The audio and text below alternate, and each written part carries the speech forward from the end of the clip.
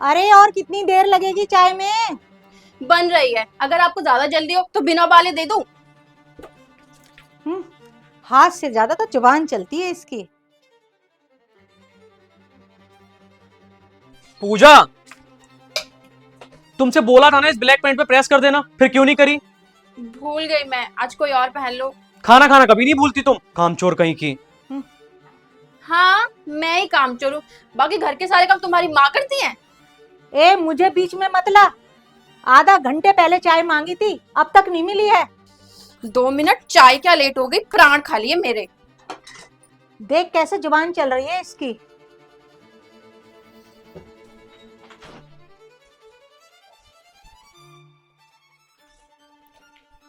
ये लो, पियो चाय।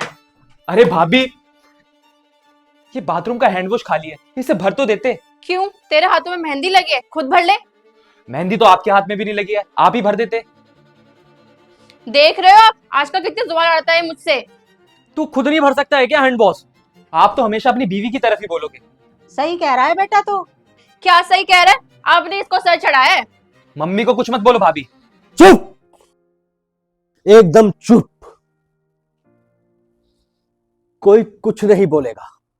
सोफे पर बैठ जाओ सारे के सारे। क्या हुआ? कुछ नहीं, बैठो सब के सब।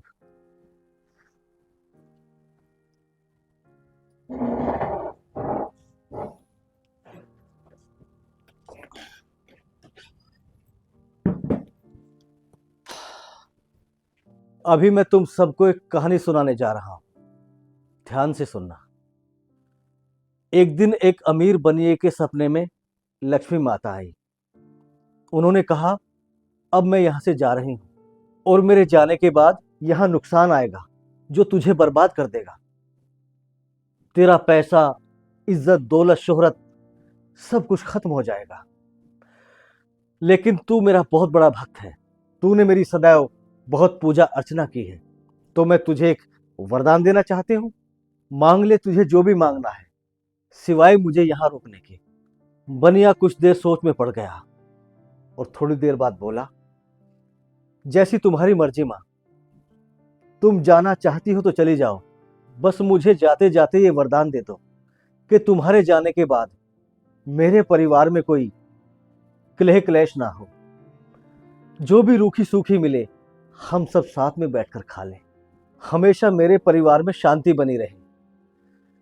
बनिए की इच्छा जानकर माता उसे वरदान देकर वहां से चली गई। फिर अगले दिन सुबह बनिए की बड़ी बहू सब्जी बना रही थी। अचानक उसका फोन आ जाता है।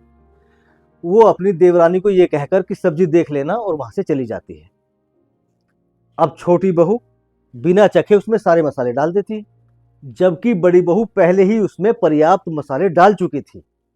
फिर जब थोड़ी देर में बनिए के सामने सब्जी परोसी गई तो वो एक चम्मच खाकर ही समझ गया कि नुकसान आ गया है, क्योंकि पहले कभी किसी भी बहू ने ऐसी सब्जी नहीं बनाई थी। फिर भी वो चुपचाप खाना खाकर वहां से चला गया। फिर नंबर आया बड़े बेटे का। जैसे ही उसने सब्जी खाई, उसमें बहुत सारा नमक मिर्च मसाला भरा पड़ा था। हालांकि उसे इस बात पर बहुत गुस्सा आता, लेकिन लक्ष्मी माता के वरदान के कारण उसका दिमाग शांत रहा और उसने अपनी बीवी से पूछा, क्या पापा ने खाना खाया? बहू ने जवाब दिया, हाँ, उन्हें तो सब्जी भी बहुत अच्छी लगी थी, वो खाना खाकर चले गए। यह सुनकर बड़ा बेटा भी चुपचाप खाना खाकर वहां से चला गया। ऐसे ही छोटे बेटे ने पापा और भाई का पूछकर चुपचाप खाना खा लिया। कई दिनों तक ऐसा ही चलता रहा। कोई ना कोई गड़बड़ होती रही, लेकिन वरदान के कारण उनके घर में कभी लड़ाई नहीं हुई। फिर एक रात नुकसान बनिए के सपने में आया और बोला, मुझे माफ करें महाराज, मैं यहां से जा रहा हूं। तो बनिया बोला, क्यों? अभी तो तुम्हें मुझे बर्बाद करना है। तो नुकसान बोला, तुम्हें मैं तो क्या, कोई भी बर्बाद नहीं कर सकता, क्योंकि तुम्हारे पास एकता है, परिवार का साथ है और उसमें प्यार है, और ऐसे परिवार को कोई भी बर्बाद नहीं कर सकता। नुकसान ऐसा बोलकर वहां से चला गया और बनिया मुस्कुराकर सो गया। तो तुम्हें ये कहानी सुनकर इतना तो समझ में आ ही गया होगा कि परिवार में एकता होनी कितनी जरूरी है।